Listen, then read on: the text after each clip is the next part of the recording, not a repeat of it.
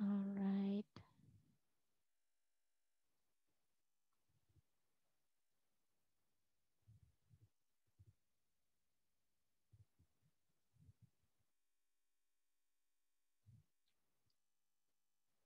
Okay.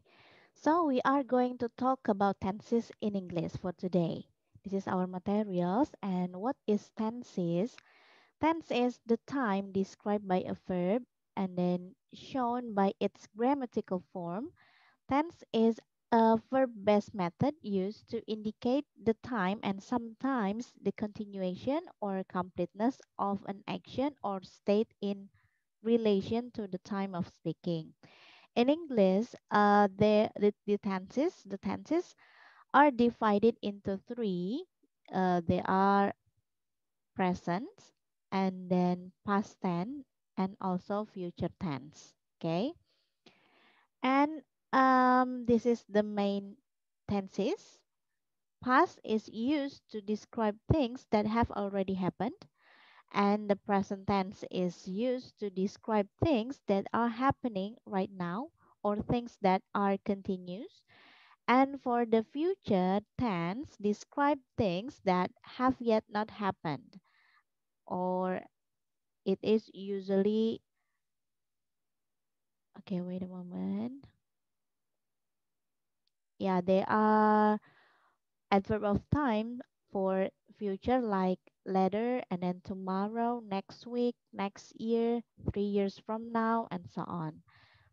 And for the present, for the present tense, for example, I am and then she works, we swim, they believe is also called the present simple or simple present tense. It's mainly used in the following ways to express an activity or fact that occurs in the present and to talk about something that exists or happens regularly and describes the actions, truths or facts and future and situations. And then to refer to a future situation in certain cases and in some subordinate clauses. This is for the present. And for the structure and formula, for the positive sentences, it would be like subject and then verb one, ada kata kerjanya menggunakan kata kerja pertama in English. We know that there would be three, verb one, two, and three in English. But in present tense, we only use the verb one and adding by s or es after the verb plus object or adverb of time. And if there's no verb, we use to be. Okay. And after the subject, we put to be. The to be would be is mr and then object. And for negative sentence, we only put not after the auxiliary verb. And for interrogative sentence, we use do or does for the subject after that plus subject, I mean. And then if there's no verb, we use to be for the interrogative sentence.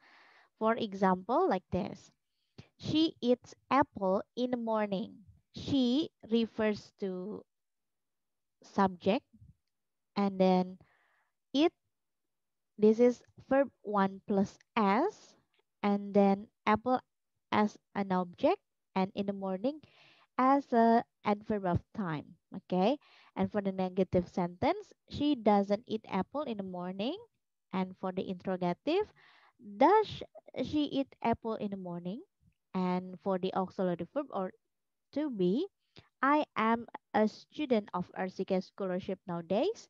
I'm not a student of RCK scholarship nowadays. And am I a student of RCK scholarship nowadays? Okay. And this is for the past. Past tense is also called the past simple or simple past. It is also the same actually. And its descriptions implies it's used to talk about things or situation which happened in the past, of course. That is before the present time of speaking. Its main uses as follows: to refer to an event or situation which happened once and is now finished. Jadi kejadiannya sudah terjadi di masa lampau dan ini sudah selesai. And then to describe a situation that lasted for a longer time in the past but is now finished. And to talk about an event that happened regularly or repeatedly but is now over. Oke, so kejadian di past tense ini satu kali kejadian and it is finished, gitu ya, selesai, gitu, nggak ada kelanjutannya lagi untuk past simple past. And this is for the structure. For positive sentence, there are subject and then verb to. In past tense, itu cirinya biasanya menggunakan verb kedua atau verbnya kan ada yang irregular, ada yang regular ya. Ada yang berubah eat, ate, eaten kayak gitu ya. Ada juga yang menggunakan d or ed. Okay. And then after that object.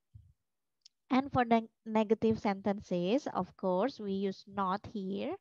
And if there, for negative sentence, their subject and then plus did for the auxiliary and then not plus verb one back to verb one. Okay. Jadi kalau untuk negative sentence-nya past tense, kita balik lagi ke verb one. For positive sentence, we use verb two, but in the negative sentence, we use verb one. Okay. And of course, there is did. We use did here, yeah. And for to be, of course, we use was or were and then plus not. For interrogative sentence, they are did plus subject and then verb one plus object. And then was, were plus subject and object. And for the interrogative sentence, if we use verb, I mean like in this sentence we use back to the verb one. Okay, jadi kalau untuk di past tense we only use verb two on the positive sentence only. For negative and interrogative we use verb one. Okay, clear enough, Udin? And then for the example, he saw the movie last Sunday. Biasanya di past tense ada kata-kata last and then past, ago, 2 days ago, biasanya gitu ya. Yesterday. And for the negative, he did not see the movie last Sunday. Did he see the movie last Sunday? And for the auxiliary verb or to be, Jessica was at school yesterday. Jessica was not at school yesterday. And was Jessica at school yesterday? And for the future, this is the third one. The future tense is used to refer to things that haven't yet happened at the present time of speaking, but which are due, expected, or likely to occur in the future.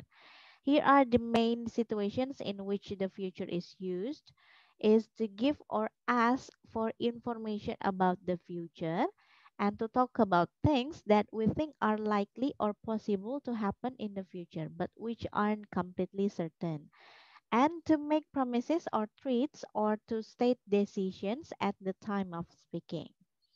And for the structure, untuk positive sentence, negative sentence, and interrogative sentence, we use verb one. But the auxiliary, itu cirinya auxiliary untuk future adalah will or shall.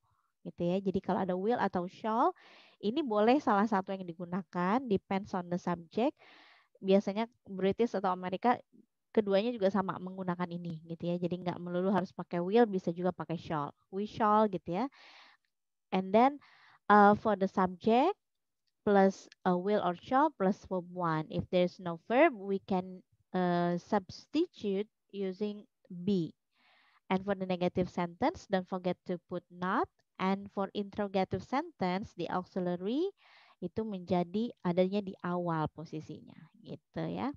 And for the example, we shall go to the cinema next week. Nah, ini adverb of time-nya biasanya ada next week, next year, kemudian next day, tomorrow, gitu ya. Next day means tomorrow. And shall we go to the cinema next week? And I will go to the market tomorrow. I will not go to the market tomorrow. Or will you or I go to the market tomorrow? And If there's not a verb, we can use be here. I will be here tomorrow. Saya akan ada di sini besok. Gitu ya. I will not be here tomorrow. Or will you or I be here tomorrow? Gitu ya. Oke, Udin, any questions? Ada pertanyaan dulu nih sebelum saya lanjutkan.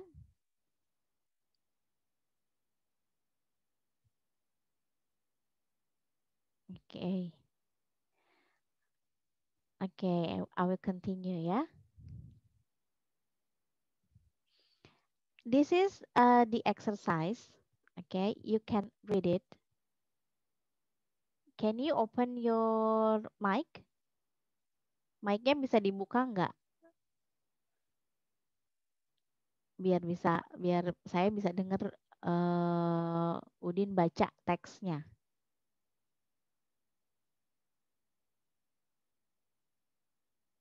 Oke.